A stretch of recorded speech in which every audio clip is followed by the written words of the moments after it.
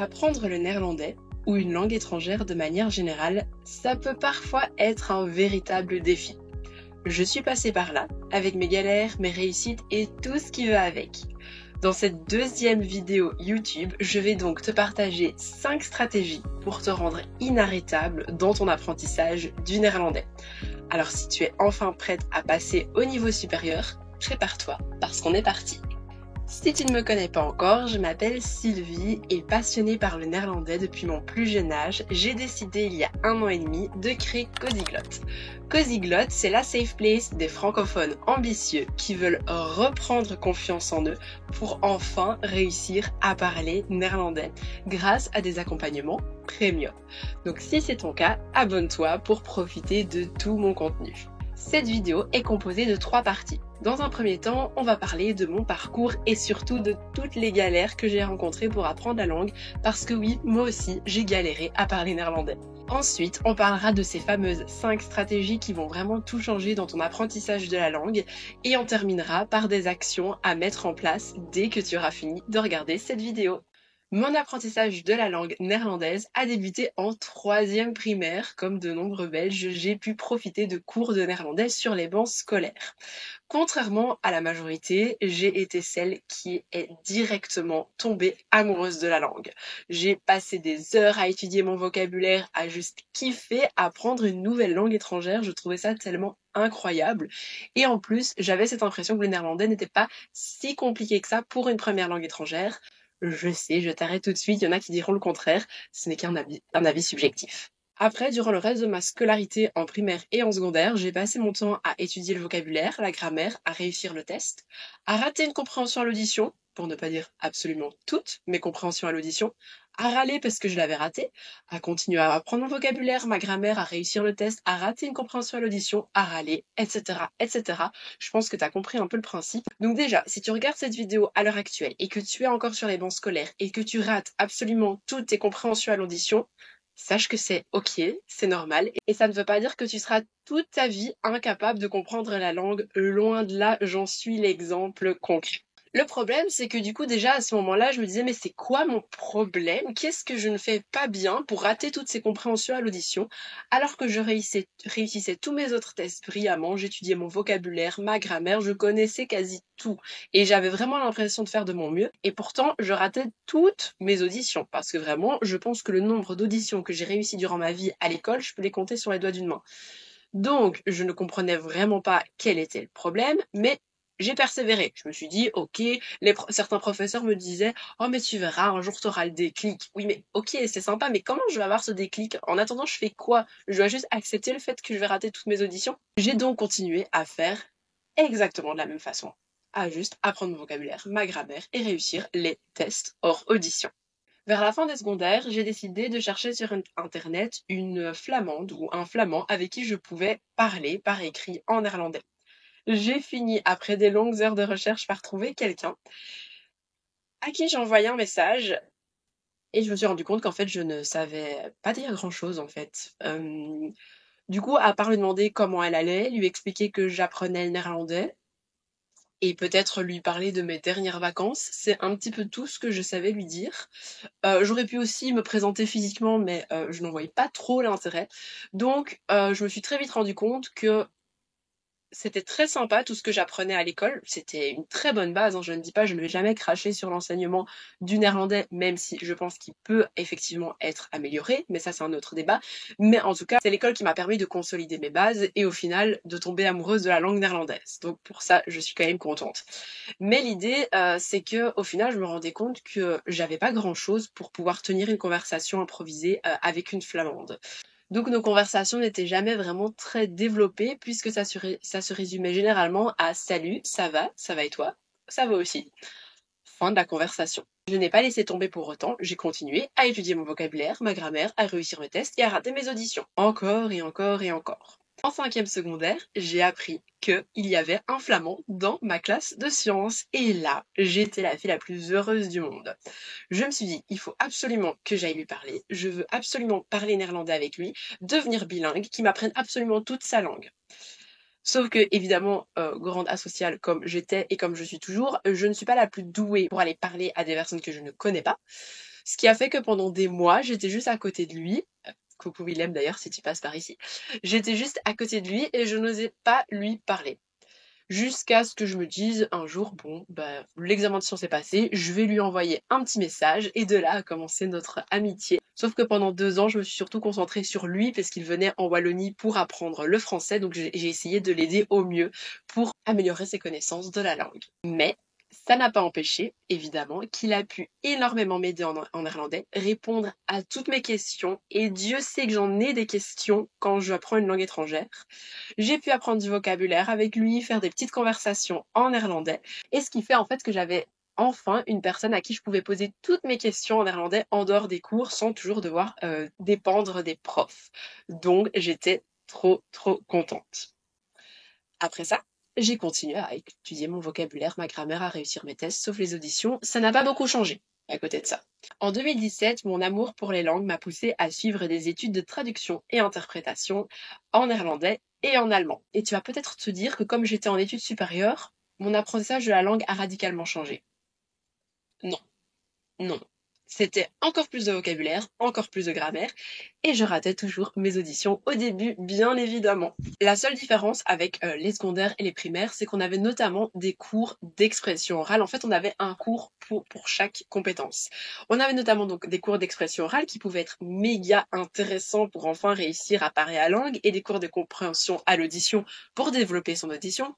Le problème notamment avec les cours d'expression orale, c'est que grande timide comme je suis et comme j'étais incapable de prendre la parole en cours et d'oser parler en fait devant tout le monde. Et ça, c'est aussi le problème, c'est que je peux pas juste pour un cours changer toute ma personnalité et devenir la meuf la plus confiante de l'univers, la plus sociable, la plus extravertie possible pour réussir à prendre la parole dans un cours. Non. Ce n'est juste pas possible. On est comme on est. Et j'avais vraiment du mal à l'accepter parce que je me suis dit, mais comment je vais progresser si en fait j'ose pas parler la langue durant ces cours? J'ai donc continué à râler, bien évidemment, puisque je connaissais beaucoup de vocabulaire, beaucoup de grammaire, mais je n'étais toujours pas capable de parler ni de comprendre grand-chose en néerlandais. Mais grande positive comme je me suis dit, ça va aller Sylvie, ça va finir par venir. Pense à cette prof qui te dit qu'un jour tu auras le déclic, ce fameux déclic. Évidemment, après plusieurs années à avoir des cours intensifs à l'université, mon niveau s'est un peu développé. Heureusement, j'ai commencé à tenir des petites conversations sympas en néerlandais, même si je butais après chaque mot parce que je ne savais pas construire ma phrase spontanément. Je commençais de plus en plus à comprendre, mais le problème à l'université, c'est que j'ai l'impression que ce n'était jamais assez bien, que je ne faisais jamais assez bien, et je ne me rendais pas du tout compte de mon évolution. Arrivé en 3e année, j'avais la possibilité de faire un Erasmus, soit pour le néerlandais, soit pour l'allemand. Mais je me suis dit, comme le néerlandais, c'est la première langue étrangère que j'ai commencé, j'aimerais bien au moins pouvoir perfectionner celle-là, vu que c'était la première. J'ai donc décidé de partir pas très loin, mais à Anvers, dans le but de perfectionner mon néerlandais. Et là, tu vas sûrement te dire, oh mais Sylvie, aller en immersion, c'est le meilleur conseil, c'est la meilleure manière de devenir bilingue. Pour moi. Pourquoi? Parce que je te le rappelle, je suis une grande timide, introvertie, qui n'ose pas prendre la parole et qui a une énorme peur de faire une faute en néerlandais. Ce qui faisait que déjà à l'université, j'avais pas beaucoup de copines, on va pas se mentir. Et au cotes, j'osais pas parler. Je laissais toujours ma copine, coucou Delphine si tu passes par ici, je laissais toujours ma copine prendre la parole parce que j'étais incapable d'oser dire quelque chose. Donc non, ces nombreux mois à Anvers n'ont pas vraiment changé la donne, et en plus de ça, il y a un petit virus qui est arrivé à ce moment-là, ce qui fait qu'il y a eu un confinement, et que même si je suis restée à Anvers, je suis très souvent restée enfermée dans ma chambre. Donc c'était pas le meilleur moyen de progresser dans la langue. Si on récapitule toutes ces années à adorer le néerlandais, mais à être incapable de tenir une conversation, j'étais une grande timide, donc je n'osais pas prendre la parole quand j'en avais l'occasion. J'avais un mindset vraiment très nul, puisqu'en fait, dès que je me retrouvais face à un flamand, je me disais, mais en fait, je vais pas comprendre ce qu'il va me dire. Et puisque je me disais ça dans mon esprit, mais évidemment que j'allais pas comprendre ce qu'il allait dire. Et du coup, je me complaisais, je dis, ah ben voilà, je le savais, j'ai pas compris ce qu'il a dit. Le problème, c'est plus tu vas penser ça, évidemment, au moins tu vas comprendre, c'est dans ta tête. Alors on est d'accord que tout n'est pas dans la tête. Si tu n'as jamais appris la langue étrangère, tu vas pas, même si tu te dis je vais pouvoir comprendre, ça va pas être possible. Mais après toutes ces années à étudier la langue, j'en étais capable, mais je ne croyais pas en moi. Ensuite, je continuais à apprendre mon vocabulaire, ma grammaire, mais je m'amusais pas vraiment à apprendre tout ça. Genre, c'était sympa, hein, de savoir que je développais mon vocabulaire, mais est-ce que c'était fun? Bon, pas trop. Et en plus de ça, j'étais pas du tout consciente de mon évolution dans la langue, ce qui du coup me démotivait, puisque je me disais, en fait, je suis là depuis des mois et ça change absolument rien, je vais jamais y arriver. Donc voilà un petit peu le cercle vicieux dans lequel j'étais. Jusqu'à ce que, parce que oui, tu vas dire, ok, Sylvie, tu te plains beaucoup, mais à quel moment ça a changé au final, puisque maintenant tu es prof de néerlandais et tu as un niveau C1 en néerlandais?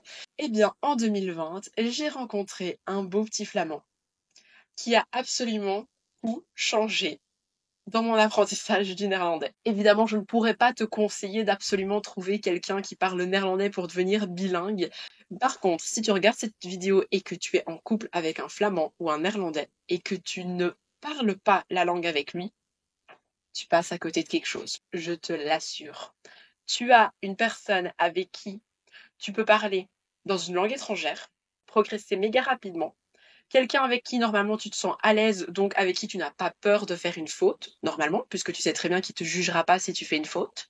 Tu as la possibilité de te mettre en immersion constamment en néerlandais avec une personne avec qui tu te sens bien, avec qui tu te sens à l'aise, et avec une personne. On ne parle pas de 20 personnes devant toi, juste une personne, et tu ne le fais pas.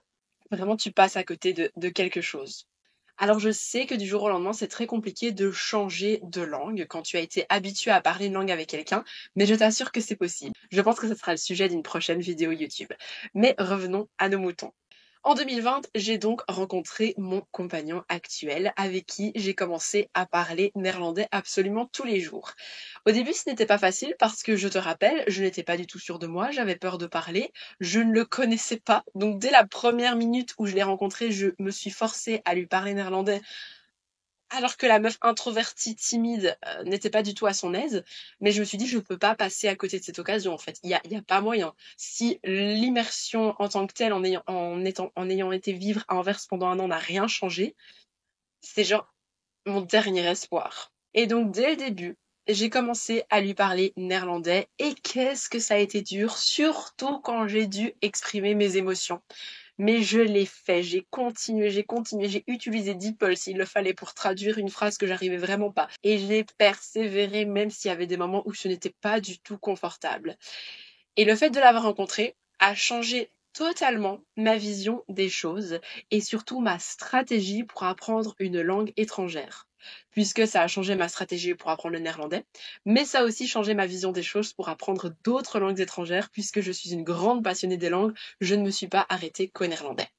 Maintenant que tu as un petit peu une idée des obstacles, du mindset dans lequel j'étais, de la personne que j'étais à cette époque-là, on va passer à la deuxième partie de cette vidéo. Je vais te partager 5 stratégies à absolument mettre en place que j'ai découvertes en fait depuis que je suis avec mon compagnon actuel. Alors, première stratégie déjà, développe un mindset inarrêtable et j'insiste dessus. Premièrement, sache que faire des fautes, c'est tout à fait ok. Il n'y a pas de raison à avoir peur de faire des fautes. Alors déjà parce qu'il est très probable que tu fasses de temps en temps des fautes dans ta propre langue maternelle. Et est-ce que à chaque fois que tu le fais, tu vas te mettre dans un coin et tu vas pleurer en disant «Oh mon Dieu, j'ai fait une faute». Enfin non, ça n'a ni queue ni tête. C'est exactement la même chose dans une langue étrangère. Pourquoi tu te mettrais autant de pression dans une langue étrangère?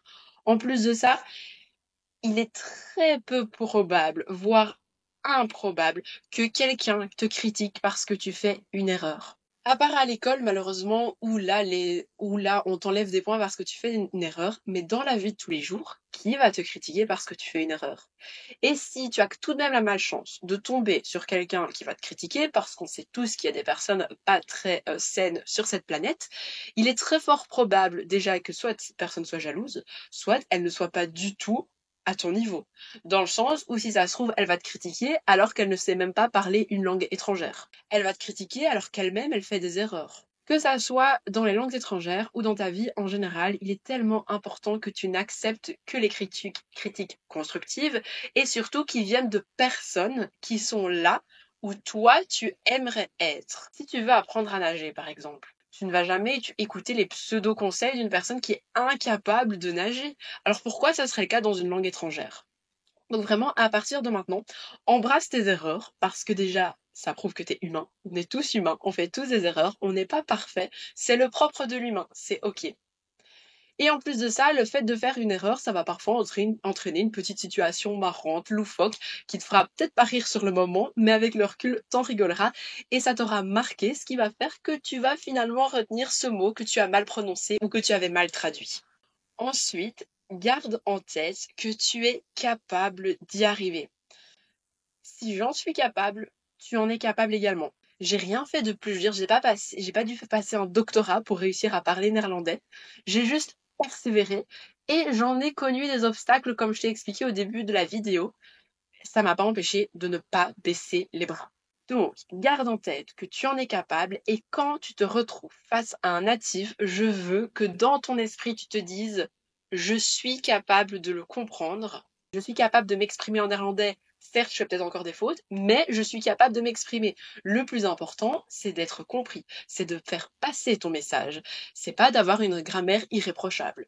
Et ensuite, incarne la personne que tu veux être. Est-ce que tu veux plutôt être la personne qui reste dans son coin, se complète sa situation, se dit non, de toute façon, j'y arriverai jamais, je suis beaucoup trop nulle, qui laisse tomber, qui arrête le néerlandais, reprend après 2 mois et qui se dit qu'elle n'y arrivera jamais et que dès qu'elle est face à une opportunité pour parler néerlandais, elle va passer à côté et se dire non, de toute façon, je suis beaucoup trop nulle? Ou est-ce que tu veux incarner cette personne trop badass qui va oser prendre la parole, qui va oser parler à n'importe quel natif qu'il rencontre, qui va rencontrer des obstacles dans son apprentissage, mais qui ne va pas du tout se laisser déstabiliser par ces obstacles, qui va persévérer, qui va continuer, qui va adapter son apprentissage, qui va apprendre de ses erreurs, qui va juste kiffer et développer sa confiance en soi pour apprendre la langue. Comment faire pour incarner cette personne? T'as qu'à prétendre de déjà l'être. Imagine, tu vas en Flandre avec quelques amis, vous avez tous le même niveau en néerlandais, vous arrivez au resto, tu te rappelles que t'es cette personne badass qui n'a pas peur de parler néerlandais et qui en est capable, c'est toi qui vas avancer. Les deux autres, ils seront là en mode « Oh, c'est qui va, c'est qui va ?» Tu poses même pas la question, t'y vas et tu parles. En plus, ce sont des petites situations où généralement tu dois pas encore tu dois pas encore extrapoler ou donner ton avis complet en néerlandais. De faire ça, tu vas incarner la personne que tu vas être. Ça va très probablement très bien se passer. Donc ça va te prouver que tu en es capable et ça va confirmer qu'en fait, tu es capable d'incarner cette personne et au final, tu l'incarnes déjà. Et là, on va vraiment tomber dans un cercle vertueux. Et à nouveau, si j'ai réussi à le faire, il n'y a pas de raison pour que tu ne saches pas le faire aussi. Deuxième stratégie, arrête de passer ta vie à étudier du vocabulaire comme la Sylvie de primaire et de secondaire. Apprendre du vocabulaire, c'est primordial. Je dis pas que tu dois totalement arrêter. Juste arrête de ne faire que ça. Ça ne va rien t'apporter. Oui, tu vas pouvoir traduire ultra rapidement, par exemple, le mot maison, table, le gouvernement, les États-Unis, mais quel est l'intérêt si tu es incapable à côté de ça de faire une phrase ou de parler spontanément ou de dire ton avis? Déjà, pour tout ce vocabulaire, essaye d'utiliser directement ce vocabulaire en contexte. Par exemple, tu pourrais te donner chaque jour ou plusieurs fois par semaine comme défi d'utiliser un mot durant la journée. Tu viens par exemple d'apprendre le mot ondertekenen qui veut dire signer. Eh bien, comme défi pour aujourd'hui, ça va être d'utiliser ce mot dans ta journée. Si tu travailles avec des flamands, si tu vis avec un néerlandophone, tu vas essayer d'utiliser ce mot activement. C'est ton petit défi. Si à la fin de la journée tu l'as fait, tu te prévois une petite récompense. Si tu n'as pas la chance de côtoyer fréquemment des néerlandophones, tu peux simplement créer une phrase exemple sur papier et la faire corriger par ChatGPT ou regarder sur Google. Si y a un mot que tu n'arrives pas à comprendre activement, tape le mot sur Google pour essayer de trouver des articles où ce mot est utilisé. Vraiment, essaye directement d'utiliser ce vocabulaire. Alors on est d'accord, des mots comme table, tu dois pas forcément savoir l'utiliser en contexte parce que c'est tellement concret. Mais plus tu vas avancer dans la langue, plus tu vas apprendre des mots complexes. Et privilégie cet exercice avec évidemment les mots les plus difficiles, vraiment ceux où tu dis mais je sais pas comment l'utiliser activement. Essaye, en plus si tu côtoies des flamands, des néerlandophones, il est très probable qu'ils te corrigent et au final ils vont te corriger, donc ça va rester ancré dans ton esprit et tu vas finir par retenir ce mot.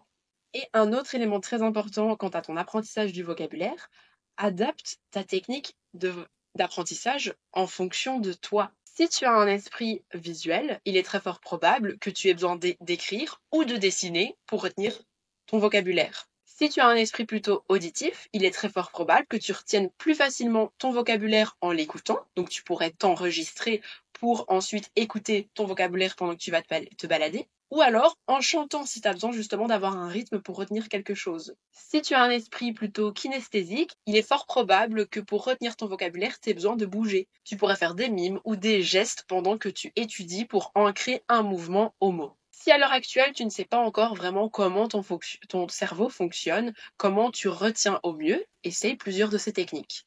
Alors, je pense qu'il en existe encore plein d'autres. Après, je ne suis pas du tout une spécialiste à ce sujet-là, mais n'hésite pas à me dire en commentaire si tu as déjà essayé toutes ces techniques et que ça ne te convient pas. Laisse un commentaire sous cette vidéo et j'essaierai de t'aider en essayant de trouver une autre technique pour que tu réussisses enfin à retenir ce vocabulaire. Donc, si je récapitule ici, c'est important d'apprendre du vocabulaire, mais ne fais pas que ça. Essaye d'utiliser ce vocabulaire directement en contexte et surtout adapte ton apprentissage.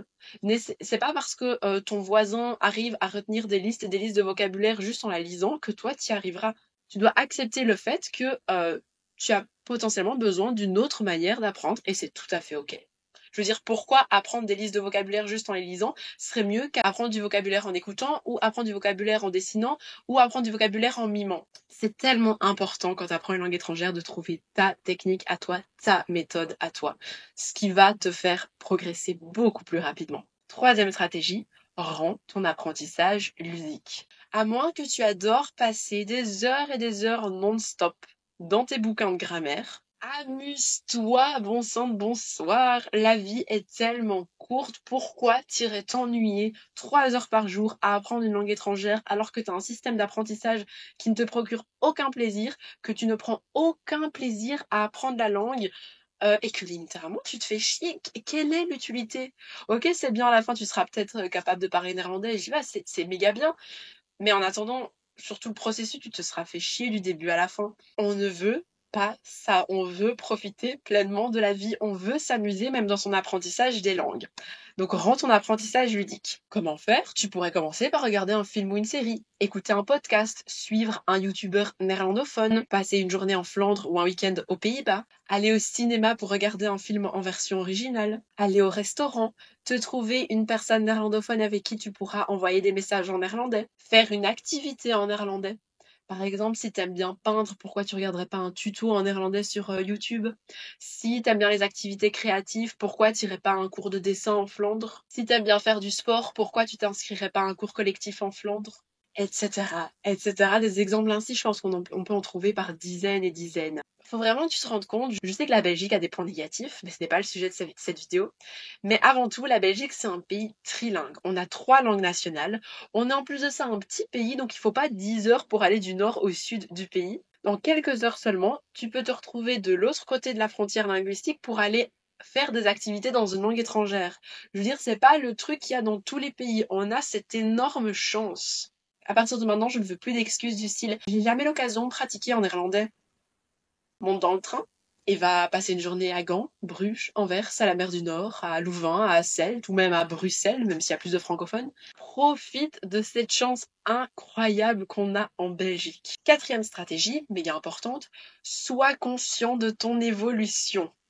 On a vraiment tendance à se sous-estimer de manière générale, que ça soit en langue étrangère ou dans d'autres aspects de notre vie, et on ne se rend jamais vraiment compte de son évolution. C'est comme ça, je pense que c'est propre à l'humain. Comment faire pour te rendre compte que tu progresses, que tu évolues dans une langue étrangère? Tu pourrais par exemple avoir un carnet dans lequel tu vas essayer d'écrire tous les jours quelques lignes en néerlandais. Et à force de le faire, tu vas évidemment progresser. Et après plusieurs mois, en fait, tu pourrais revenir au tout début et regarder ces premières phrases que tu écrivais, ces premières phrases que tu peinais à écrire en néerlandais tellement tu ne connaissais pas assez de vocabulaire, t'étais pas sûr de la grammaire, alors que maintenant, tu arrives à écrire 10 lignes sans devoir trop réfléchir. Si t'aimes pas trop écrire, tu pourrais faire la même chose mais avec des audios. Je veux dire, maintenant, on a un téléphone, tu t'enregistres sur son téléphone, tu gardes ces enregistrements et pareil, tu vas les écouter après quelques mois pour pouvoir te rendre compte, ah mais en fait, maintenant, j'arrive à m'exprimer de manière beaucoup plus fluide. Si tu es à l'aise avec les réseaux sociaux et que tu aimes créer du contenu, tu pourrais créer des vidéos dans une langue étrangère, notamment sur TikTok. Je pense que c'est un concept que j'ai pas mal vu. Des anglophones qui font une vidéo entière en français. Ils expliquent qu'ils apprennent le français, qu'ils font encore des fautes, mais qu'ils veulent voilà s'entraîner. Et généralement, tu tombes sur des gens très bienveillants qui déjà vont corriger tes fautes, ce qui est genre génial. T'as genre des profs particuliers pour 0 € qui vont te féliciter, qui vont te motiver à continuer comme tu le fais. Et toi, la même occasion de mettre ça sur les réseaux sociaux, en fait, tu vas pouvoir revenir en arrière et voir ton évolution. Ça pourrait être aussi une idée, mais à nouveau, ça, si tu es quelqu'un qui est à l'aise sur les réseaux sociaux et à l'aise à l'idée de te montrer. Évidemment, ne va pas faire ça si tu n'es pas du tout, si tu ne t'en sens pas du tout capable. C'est tout à fait ok. Et enfin, ce que je trouve méga important, à nouveau, que ça soit pour l'apprentissage d'une langue ou de manière générale, célèbre toutes tes victoires.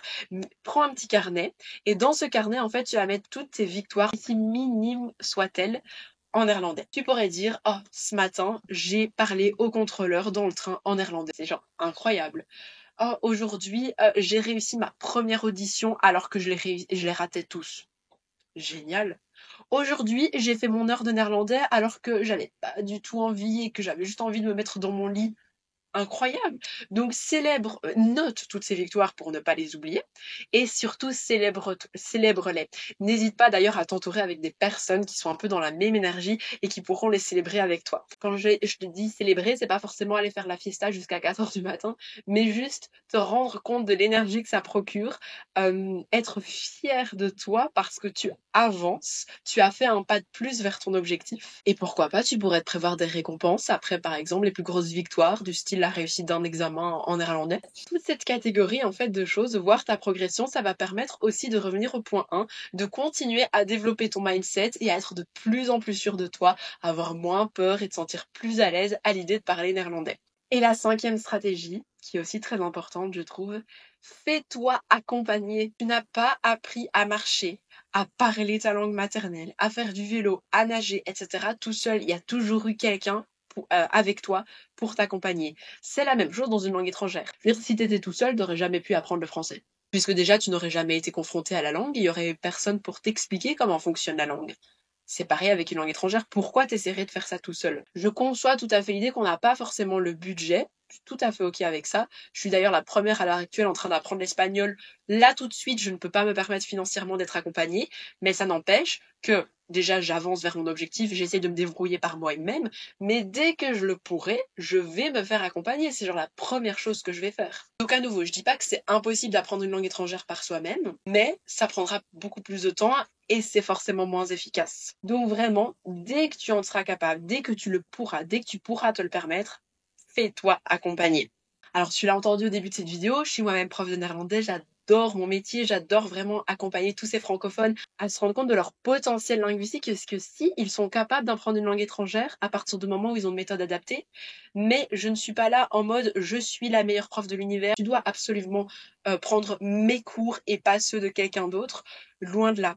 On a la chance d'être au 21e siècle, t'as internet, donc cherche sur les réseaux sociaux des profs de néerlandais jusqu'à ce que tu trouves celui ou celle avec qui tu vas vraiment te sentir aligné, celui ou celle qui partage les mêmes valeurs que toi, celui ou celle qui te donne cette impression que tu pourrais être à son aise avec. Et suis-le ou suis-la. Commence à consommer son contenu gratuit. Généralement, les profs sur Internet ont une page Instagram ou alors une chaîne YouTube ou des vidéos TikTok. Commence par consommer ce contenu gratuit pour voir, pour t'assurer que cette personne est potentiellement la bonne. Ensuite, une fois que tu en seras capable, fais-toi accompagner par cette personne. Et si tu vois après 1 ou 2 cours avec la personne que ça ne passe pas du tout, c'est ok, change. Ce n'est pas parce que un professeur ne te conviendra pas que forcément c'est un professeur nul, loin de là. Je pense simplement que ce ou cette professeur ne sera pas celui ou celle qui était faite pour toi. Et à nouveau, tu vas sur Internet et t'essaies d'en trouver un autre. En plus de ça, tu as des professeurs pour absolument tous les budgets. Donc je suis sûre que tu trouveras ta pépite, cette personne qui va pouvoir t'accompagner et t'aider à atteindre tous tes objectifs en néerlandais. Et on va terminer cette vidéo par la 3e catégorie, les actions concrètes à mettre en place maintenant que tu as fini cette vidéo. parce qu'évidemment, je ne vais pas te laisser ainsi. À partir d'aujourd'hui, tu vas déjà mettre quelques petites actions en place pour te rapprocher de cette version de toi ultra badass en langue étrangère et ultra confiante. Première étape, je veux que tu prennes un carnet et que tu notes déjà maintenant toutes les victoires auxquelles tu peux penser à l'heure actuelle. Que ça soit un examen réussi, avoir osé parler au restaurant, avoir osé téléphoner en néerlandais, avoir osé répondre à un collègue en néerlandais, avoir écrit 5 phrases en néerlandais, avoir regardé cette vidéo. Bref, toutes les petites choses en fait qui t'auront approché même de 0,0001% à ton objectif final. Je veux que tu les notes toutes dans ce carnet et que tu sois méga fier de toi et vraiment que tu te dis ça, mais que tu ressentes cette fierté en te disant que tu as déjà mis des choses en place et que peut-être tu ne te rendais pas compte, mais tu as déjà mis des choses en place.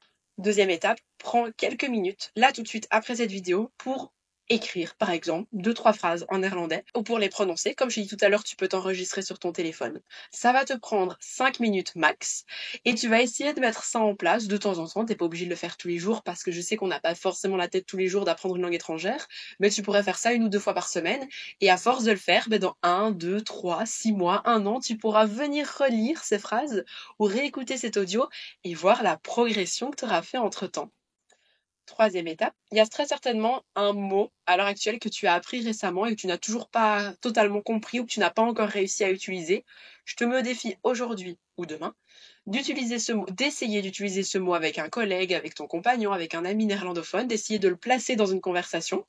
Ou à nouveau, si tu n'as pas l'occasion d'être entouré avec des néerlandophones, d'essayer d'écrire une phrase en contexte avec ce mot et tu pourrais par exemple la faire corriger par ChatGPT.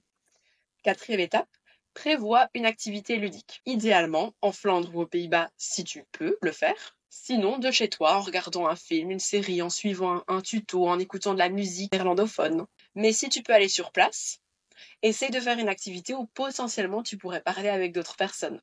T'inscrire à un cours collectif, te balader dans une ville flamande et essayer de parler avec quelques natifs, etc., etc. Je t'ai donné pas mal d'exemples dans cette vidéo, mais donc aujourd'hui, je veux que tu planifies un moment pour faire ça ce mois-ci. Et cinquième étape, là tout de suite, j'aimerais que tu cherches un prof de néerlandais sur les réseaux sociaux que tu pourrais suivre. Alors, ça pourrait être moi, si tu aimes bien l'énergie que je dégage, si tu aimes ma manière de parler, ma manière d'enseigner potentiellement. Si c'est pas moi, il n'y a absolument aucun souci. À nouveau, tu as tout Internet pour trouver la pépite qui va vraiment te plaire, qui va te donner envie d'apprendre la langue et de tout donner pour continuer, pour avancer et de ne pas laisser tomber après le moindre obstacle. Maintenant que tu as ces 5 actions concrètes, il n'y a plus qu'à les faire. N'hésite pas à me mettre dans les commentaires de cette vidéo les 5 actions précises que tu vas faire et à revenir sous la vidéo au moment où tu les auras faites pour qu'on célèbre ça ensemble à deux. C'est tout pour cette deuxième vidéo de ma chaîne YouTube. Je suis vraiment méga reconnaissante que tu sois resté jusqu'au bout et j'ai hâte de te retrouver dans la prochaine vidéo. Tot snel, bij Cozy Glot.